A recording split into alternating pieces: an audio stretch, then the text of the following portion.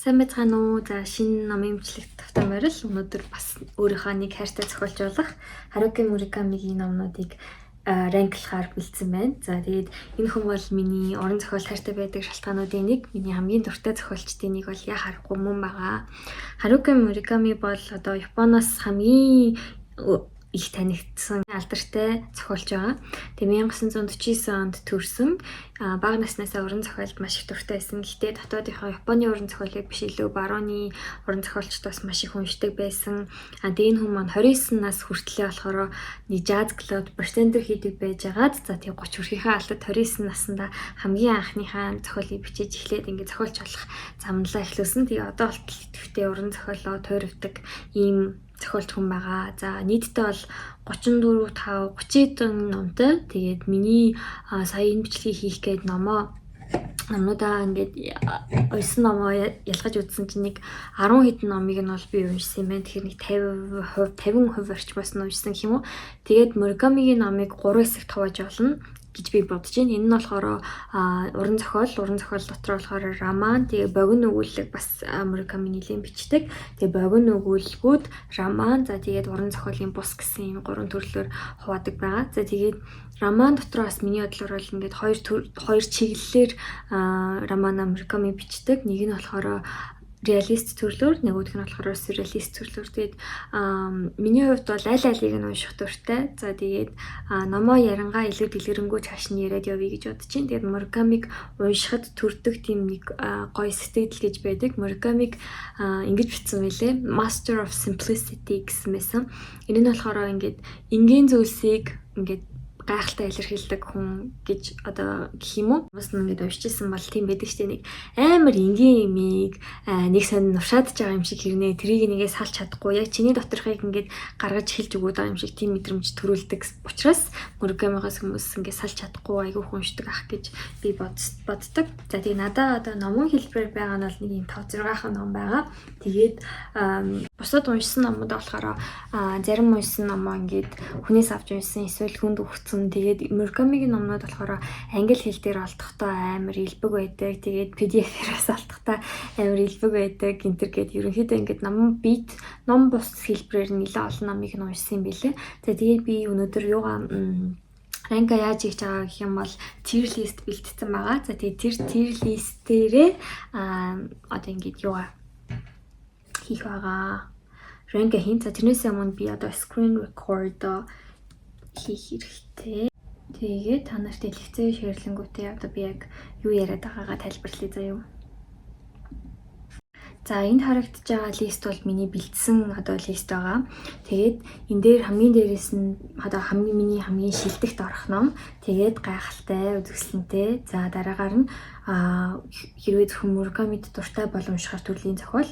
За хараахан уншиж амжаагүй байгаа. Гэхдээ уншихыг хүсэж байгаа зохиол гэсэн ийм 5 төрлийн ранк үүсгэсэн байгаа. Тэгээд энэ мэдээж нэг зохиолчийн номнуудыг үнэлж байгаа учраас сайн муу гэж үнэлэх биш. Зүгээр ингээд миний хувьд ямар байр суурийг эзэлдэг вэ гэдэгт би ингээд ранк хийж байгаа шүү. Одоо эренбэлж байгаа шүү гэдгийг бас бодоорой. За тэгээд ямар номноос эхлэх вэ гэх юм бол хэрвээ ингээд Мураками гэж бодонгууд орж ирдэг нэг ном байдаг шүү дээ. Тэр ном бол миний бодлоор ялдаж аргагүй Норвегийн ой гэж бодож байна. Тэгээд миний хувьд бас хамгийн анх Муракамигаас уншижсэн зохиол болохоор Норвегийн ой байсан. Тэгээд Норвегийн нөгөө нэг дөрөв ярьжсэн сюрреалист гэдэг хоёр төрлөөр Мураками зохиолоо төрөвдөг бол хамгийн реалист зохиол нь бол Норвегийн ой байдаг. Яг гэвэл Норвегийн ой маш тийм бодит амьдралын идрээ тэйлгэл хайр дурлалын тухай харуулдаг, уншиж үзсэн хүн болгондоо нэг тийм аюу гой дотн сэтгэл төрүүлдэг юм шиг санагддаг. Миний хувьд анх ингээд одоо баг 10-аад жил юм 14 онд уншиж байхад болохоор бас цаашаа энэ хүнийг сонирхох сэтлийг анх төрүүлж байсан ном учраас надад аюу тийм гайхалтай ном санагддаг. Тийм учраас би ингээд хамгийн эхлээд Wonderful хэсэгт болохоор Норвегийн ойг оруулъя гэж бодож байгаа. Норвегийн 1987 онд хэвлэгдэжсэн. Муракамигийн алдар нэрт хүрэх гараа нь болж исэн нэг уран зохиол нь байгаа. За тэгээд одоо дараагийн номнуудаас явъя. За би хамгийн сүүлд болохоор одоо ямар ном уншиж байгаа вэ гэхэмэл арай дуусаагүй байгаа нэг ном нь Sputnik Sweetheart-ыг уншиж байгаа. Sputnik Sweetheart болохоор би нөгөө хэдэн онд гарч ирсэн бичиж авсан хгүй. Тэгээд хаана бичиж авсан хараад 2001 онд хэвлэгдсэн. За тэгээ бас ер нь жоохон realist төрлийн ном байлээ. Одоогоор би яг ингээд дуусаагүй байгаа учраас нөгөө дөрөвдүгээр игнэ буюу зөвхөн одоо Муракамид дуртай хүмүүс уншихад тохиромжтой номд бол Sputnik Sweetheart-ыг оруулахаар байгаа. За тэгээд ажил дээр бас нэг хаяа ингээд Муракамиас гүйлгэж байгаа ном болохоор хамгийн сүүлийн одоо сүүлийнх биш. Муракамигийн өдрийн тэмдэглэл гэж нэг 2 хэсэг гарсан хгүй. Тэрний хамгийн ихнийх нь тэр болохоор энэ радио болохоор нөгөө нэг богино ингээд тасцсан юм шиг хэсгүүдтэй. Тэгээ Муракамигийн өөрийнх нь тэмдэглэлүүд байдаг. Тэгээ ингээд цааны цагаараа ч юм уу ганц хоёр ингээд өгүүлэлгэр нь гүйлгэж яхад айгу тохиромжтой. Тэгээд энэ болохоор бас яг ингээд шууд одоо энэ ахгүй юу? Шууд номын дэлгүүрээс ороод аваад анх удаа уншихад бол жоохон одоо ингээд гайхширч магадгүй уншиж байгаагүй хүн унших юм бол тийм учраас өмнө нь Муракамигийн суурьтай ямар нэг өгүүлэлгийг нь ядаж уншиж исэн хүн уншвал зүгээр учраас to read only if you like Murakami гэдэг игнэл бол би энэ радиог оруулнаа. За тэгээд дараачих нь болохоор бас сүүлд уншсан. Энэ жил уншсан ном болохоор Эмсгүй эрс байгаа. Man Without Man гэд энэ ном. Энэ болохоор өгүүлбэрүүдийнх нь төвөр. За нэг хэдэн өгүүлбэр байдаг лээ харахгүй.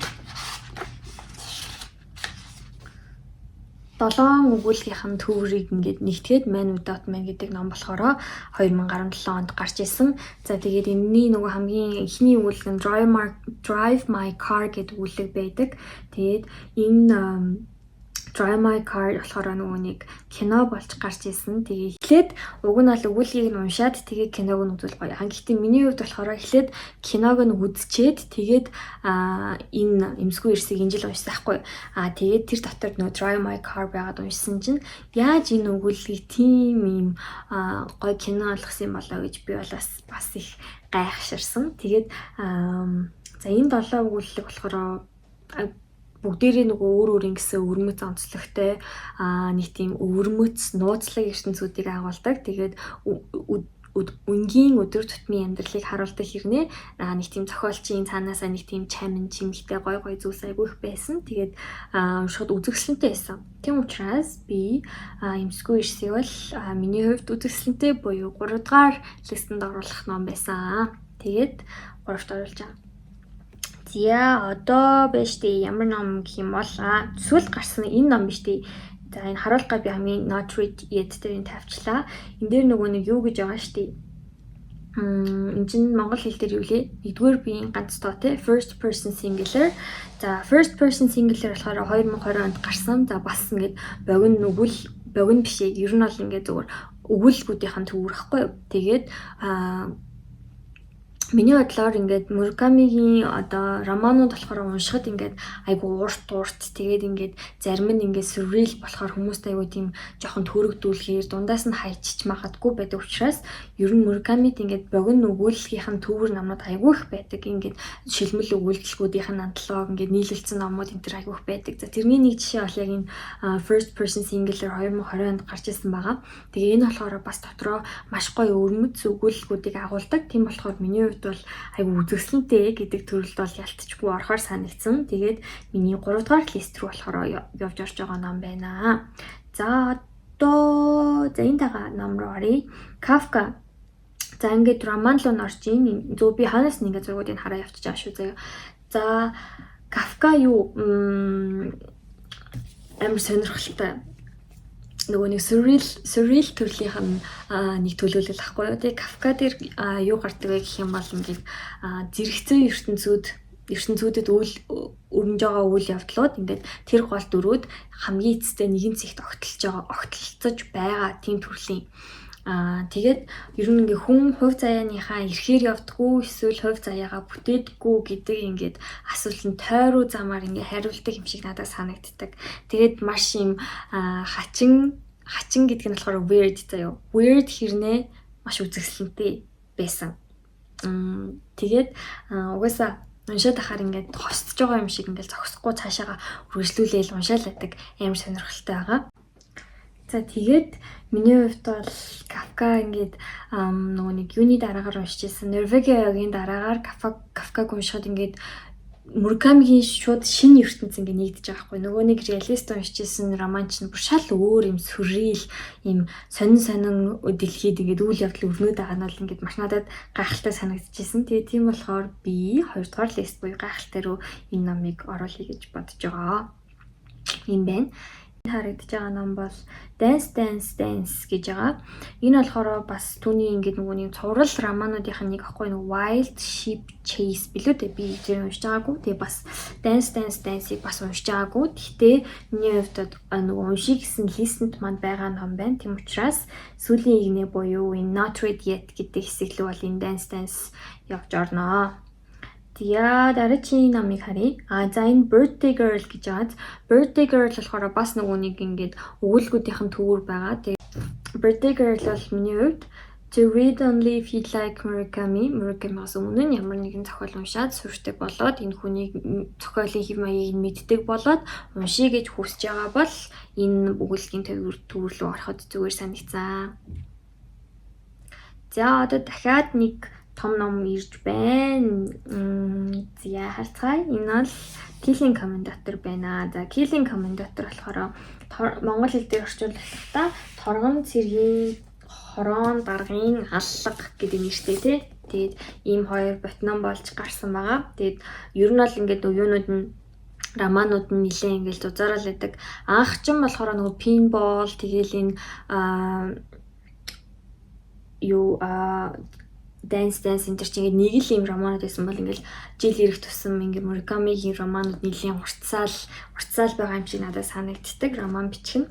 За тэгээд энэ ном болохоор бас сүрэл төрлийнхэн зохиолуудын төлөөлөл байгаа. За үйл явдал нь баг ингээд өөрийгөө цаашаа авч явдаг, бүр уншихыг ингээд хүсүүлээл байдаг заяа. Тийм амар сонирхолтой ном баггүй юу?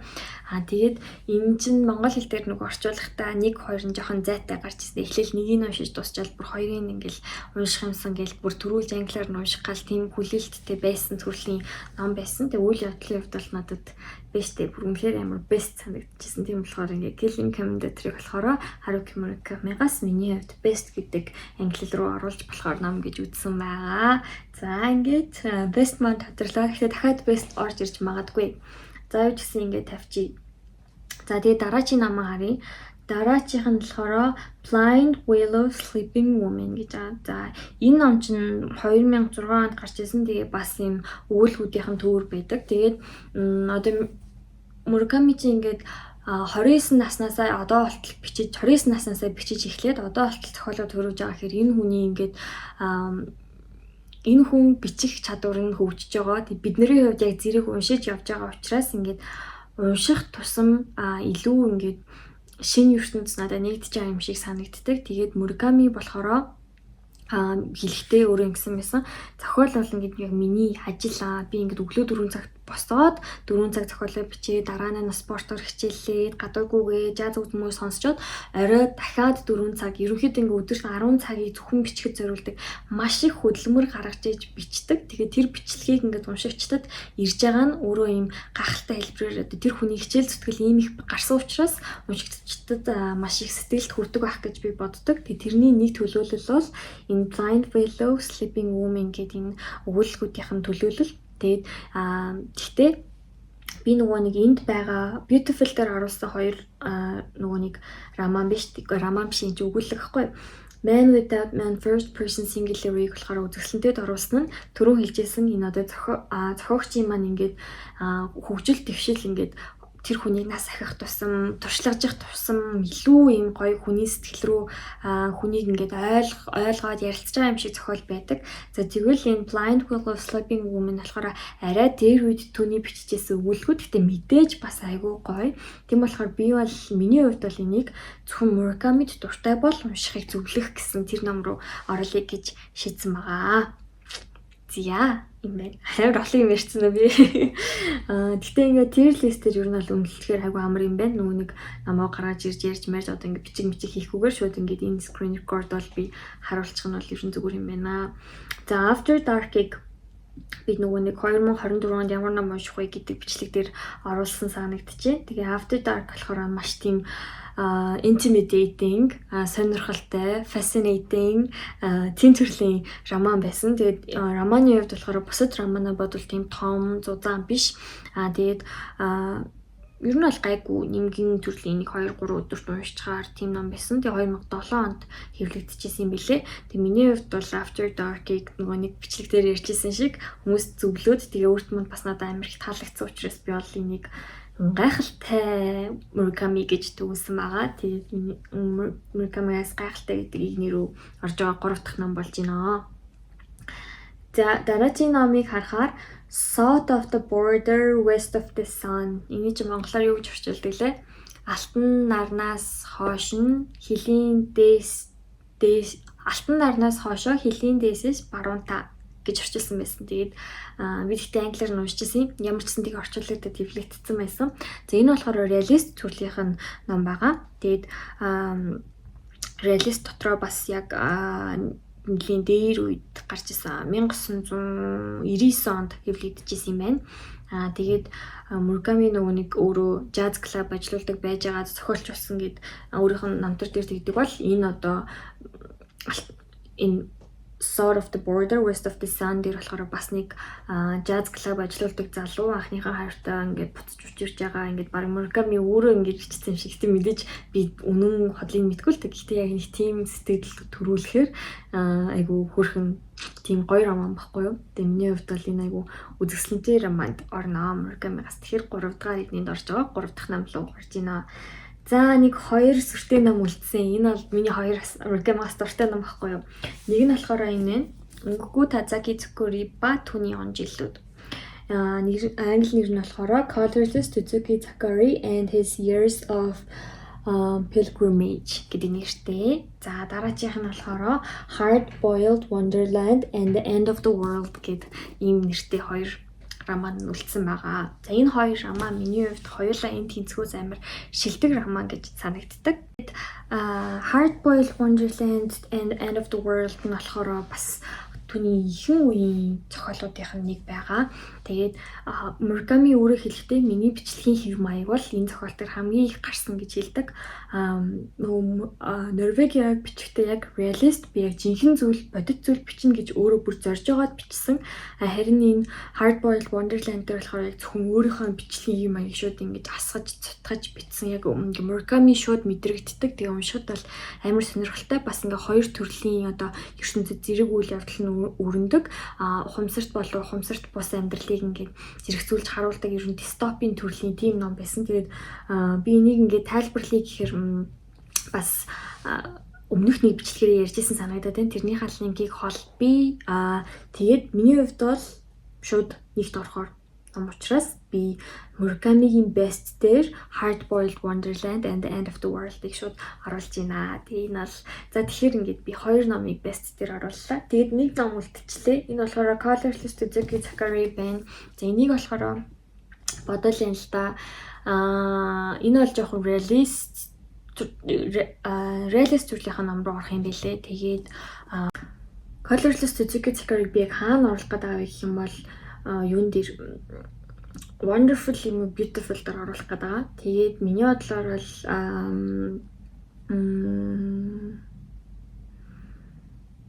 тэгж бодож интертэй. Тэгээд яг ингээд эргэлт Wonderful руу оруулахад эргэлзээд байгаа юм чинь beautiful дээр л байх юм байна л да. Ер нь айгу үзэсгэлэнтэй байсан. За гэхдээ миний хувьд бол ингээд best бол биш, Wonderful бол биш. Гэхдээ айгу гоё үзэсгэлэнтэй, уншихад мэдээж тохиромжтой, ингээл уншигдаал үргэлжлэл гэдэг тийм төрлийн ном учраас за ингээд би 3-т орууллаа. За хэдүүлээ ингээд одоо хэдэн ном чи ранк хийснэ хараадахыг. За 5 9 14 ном. За 14 номыг болохоор ранклсан байна. За эндээс бол уншаагүй нийт тэгэхээр 13 ном би Муракамигаас уншсан юм байна л да. За тэгээд энэ дээр нэг ном оруулаагүй штий. Нэг зураг. За энийг юу яа? Амар хайлээ. Нөгөө нэг Not Read Yet гэхдээ миний нөгөө уншихыг хүсдэг номонд ордог ном баггүй. Энэ болохоор 1984 1-84 гэдэг нөгөө роман байдаг шүү дээ. Монгол дээр 3 батуулаад ингээд гарсан байгаа. Энийг болохоор би бүр ингээд уншихгүй хадгалдаг төрлийн ном баггүй юу. Мураками ингээд одоо хөгшөрж байгаа. Тэгээд 3-4 жилд нэг роман бичдэг. Тэгээд цаашид хэдэн роман бичгийг би мэдэхгүй шүү дээ. Тэгээд ерөнхийдөө ингээд унших ном зөндөө байгаа ч гэсэн тийг сүүлд ингээд бүр үнэхээр ингээд уншихыг хүсээд Муракамиг ингээд бодож сансан үедээ л би яг 1984-ийг уншина гэж бодоод миний хадгалдаг төрлийн тэр роман баггүй. Тэгэхээр энэ дээр шүү дээ 1984-ийг Not Read Yet дээр нэмэх хэрэгтэй байсан юм биш үү? Би юуг нь листэндээ оруулаагүй байгаа юм байна. За ингээд унших хүсэж байгаа энэ хоёр ном байх нь байна. За тэгээд бестэс нь явъя. Надаа миний хувьд бест байсан нь 2 ном байжээ. За тэр нь болохоор Торгон цэргийн хорон даргын аллаг, Hard Boiled Wonderland, End of the World. Тэгээд энэ хоёр бол хоёулаа би тэгэхээр ер нь Мураками унших дуртай. Тэр дотроо сюрреалист төрлийн зохиолыг унших дуртай л хүн юм байна. Яагаад гэвэл миний бест дээр хоёулаа энэ хоёр ном гарч ирж байна. За тэгээд дараачих нь гайхалтай байсан, уншихад маш гайхалтай байснууд нь миний хамгийн анх уншиж үзчихсэн Норвегийн ой. За тэгээд түүний дараа Ирэг дээрх Kafka, тэгээд After Dark гэдгээр номнууд бол үнэхээр ярих юмгүй гоё. Тэгээд Murakami шууд ингээд мэдэгддэг гайхалтай зохиолууд нь. За тэгээд дараагаар нь болохоор нөгөө нэг өгүүлбүүд нь төлхөө орж ирж байна. Энэ болохоор өгүүлбүүд нь үзэсгэлэнтэй байсан. Тэгээд Murakamiгийн нэг өгүүлбэг уншихаар ингээд нэг ертөнцийг ингээд төрхөн зур ингээд амсаад гарч байгаа юм шиг амар гоё ингээд цаашаага бодолд оруулахаар юу болсон бол яасан бол энэ ямар энэ тэр хүн тэр залуу тэр бүсгүйд юу тохиолдсон болч гэдэг юм уу айгүйх гоё асуулт үлдээдэг. Тэгсэн хэрнээ айгүй амтлаг байдаг тийм төрлийн өгүүлбэгүүд байдаг. За энэ 3 өгүүлбэгийн ном нь ороод нэг роман нь Өнгөгүй Тазагийн Зүкүри болохоор Beautiful гэсэн англиэлд оржээ. За сүүлд байгаа игнэнд байгаа 4 ном болохоор чи зөвхөн Муракамиг уншаад таалагдчихсан бол уншиж үзээрэй гэдэг ном байгаа. Энэ нь болохоор тэрнээс муу ном гэж байгаа юм биш. Эхлээд ер нь Муракамигийн өөр номнуудыг уншиж үзчихэд тэр хүн дараа нь энэ номнуудыг уншвал зүгээр шүү гэсэн лист байгаа. Энэнд болохоор To Read On энд болохоор нөгөө нэг Sputnik Sweetheart, Radio, Birthday Girl, Blind Willow, Sleeping Woman гэсэн бас ерөнхийдөө өгүүлбэрүүд нь нэг роман нь орсон байна.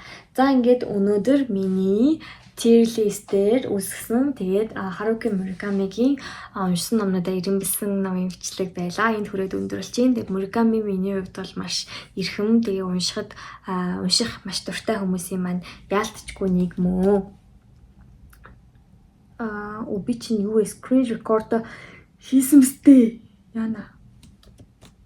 Юу болоод байна? Йоо болсон байна. За ингээд өнөөдөр болохоор бас нэгэн дуртай зохиолчийн номнуудыг ингээд ирэмблээд ранклаад туслаа. Тэгээ цаашид бас Муракамигаас унших номнууд айгүй олон байгаа. Тэрэнд би амар сэтгэл хангалуун байдаг хгүй. Хэрвээ ингээд бүгдийг нь уншаад дуусчвал яана ингээд уншсан номоо дахиад унших хэрэг гарна. Тэрний оронд ингээд Муракамигаас зарим номоо хадгалж агаад тэгээд ирээдүйд уншина гэд Муракамигаас уншаагүй номнууд байгаа шүү гэж бодохоор надад баг ингээд гоё яадаг. Тэгээд бас энэ хүнтэй нэг цаг үед амьдарч байгаа да.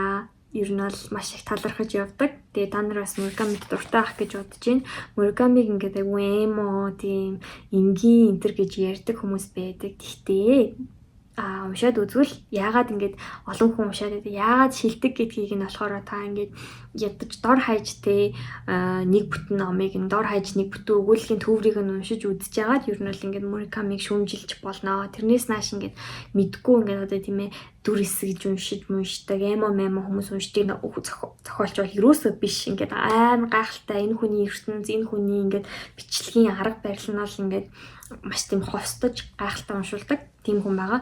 Өмнө нь би нэг Орхон Памук дээр ингээд Орхон Памукийг би уншихтаа ингээд тавьж чадахгүйгээр аим хурдан уншдаг гэж хэлжсэн шүү дээ. Муракамиг болохоор би тэгдэггүй бүр маш гоё чийл байдлаар удаан, тайван, илүү ингээд битгий дуусаасаа гэж бодож уншдаг төрлийн номууд. Тэгэл нэг ингээ өгүүлэг уншиж хадгалаад дараа чи өдөр уншихымсан гэж хүсдэг тийм нандинаж уншдаг зохиолч маань бол Мураками байгаа. За анхаарал тааж үзсэнд баярлалаа. Дараагийн бичлэгээр уулзтлаа. Баяртай. Тэгээд өнөөдрийн танилцуулсан номнуудаас авч уншаарай. Тэгээд уншаад сэтгэлээ илэрэй гэж хүсье. За баяртай.